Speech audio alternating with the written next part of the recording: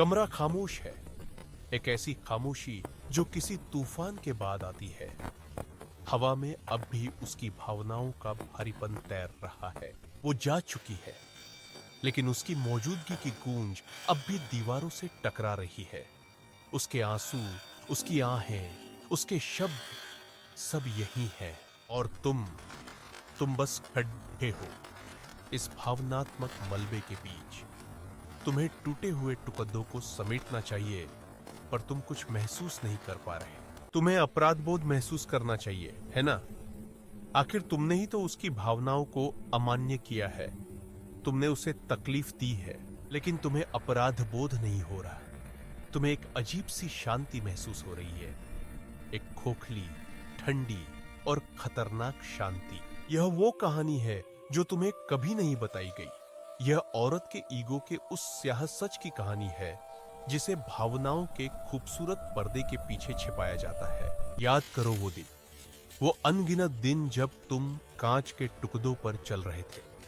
हर कदम एक नई माफी, हर शब्द एक नया समझौता। उसकी हर भावना तुम्हारे लिए एक कानून थी, उसका हर आंसू तुम्हारे अपराध का सबूत।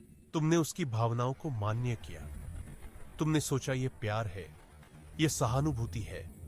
तुमने सोचा तुम एक अच्छे इंसान बन रहे हो, लेकिन सच तो यह है तुम एक खेल का हिस्सा थे। एक ऐसा खेल जहां नियम हर पल बदलते थे और तुम हमेशा हारते थे। यह कोई इत्तेफाक नहीं है, यह मनोविज्ञान है।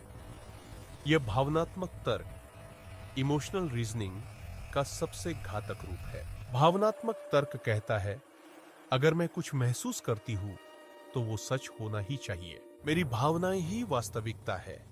तुम्हारी सच्चाई, तुम्हारे इरादे सब व्यर्थ है। और जब एक औरत का ईगो इस तर्क को अपनी ढाल बना लेता है तो रिश्ते एक युद्ध का मैदान बन जाते हैं। यह ईगो आत्मविश्वास नहीं है, यह आत्ममूल्य की वो गहरी खाई है जिसे लगातार बाहरी सत्यापन से भरने की जरूरत रहती है। और तुम उस खाई को भरने वाले थे। तुम्हारा काम था उसे यह महसूस कराना कि वो सही है, वो पीड़ित है, वो महत्वपूर्ण है। तुम्हारी अपनी भावनाएं, तुम्हारी अपनी सच्चाई, उनकी कोई जगह नहीं थी। वो उसके ईगो के लिए एक खतरा थे। चलो एक उदाहरण देखते हैं।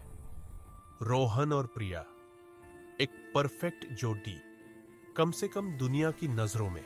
रोहन अपने दोस्तों के साथ एक शाम बिताना चाहता है। सालों पुराने दोस्त, उसने प्रिया को बताया। प्रिया गुस्सा नहीं करती, वो चिल्लाती नहीं है, वो बस उदास हो जाती है। उसकी आवाज कांपने लगती है। तुम्हें मेरे बिना ज्यादा मजा आता है, शायद मैं तुम्हारे लिए काफी नहीं हूं। यह एक सवाल नहीं है, यह एक आरोप है। यह भावनात्मक ब्लैकमेल का एक उत्कृष्ट प्रदर्शन है। रोहन, जिसे उसकी भावनाओं को ठीक करने के लिए प्रशिक्षित किया गया है, तुरंत रक्षात्मक हो जाता है। नहीं, ऐसा नहीं है, तुम जानती हो मैं तुमसे कितना प्यार करता हूं। वह बहस नहीं करता, वह अपनी जरूरत नहीं बताता, वह तुरंत अपनी योजना रद्द कर देता है। क्यों?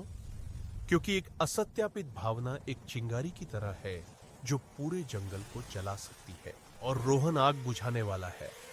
यही उसकी भूमिका है, यही उसका मूल्य है। यह सिर्फ दोस्तों की बात नहीं थी, यह उसके शौक, उसके विचार, यहां तक कि उसके परिवार के साथ भी हुआ। प्रिया की भावनाएं धीरे धीरे उसकी दुनिया की सीमाओं को परिभाषित करने लगी, उसकी जेल की दीवारों को।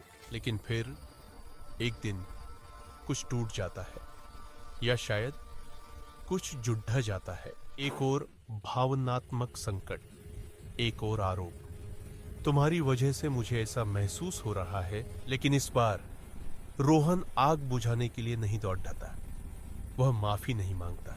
वह गहरी सांस लेता है और सदियों की चुप्पी को तोड़ते हुए वह कहता है, मैं समझता हूं कि तुम ऐसा महसूस कर रही हो, लेकिन यह मेरा इरादा नहीं था। बस इतना ही, कोई बहस नहीं, कोई सफाई नहीं, बस अपनी सच्चाई का एक शांत बयान। और यहीं पर मुखौटा टूटकर गिर जाता है। उसकी उदासी गायब हो जाती है, उसके आंसू भाप बन जाते हैं।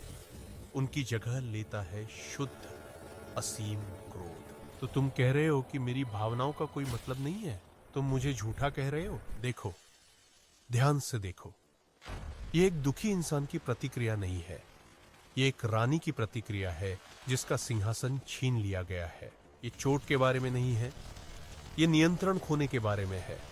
तुम्हारा सत्यापन उसका ईंधन था और तुमने पाइपलाइन काट दी है। जब तुम उसकी भावनाओं को मान्य करना बंद कर देते हो तो तुम उसे उसकी भावनाओं से लड़ने के लिए नहीं कह रहे होते, तुम उसे उसकी वास्तविकता का सामना करने के लिए मजबूर कर रहे होते हो।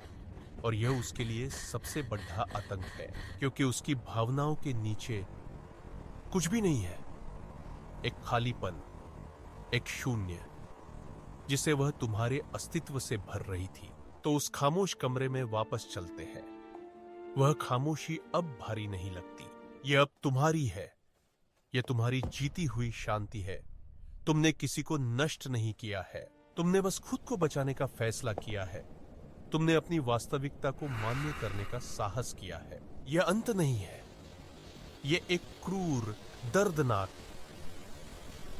लेकिन जरूरी शुरुआत है।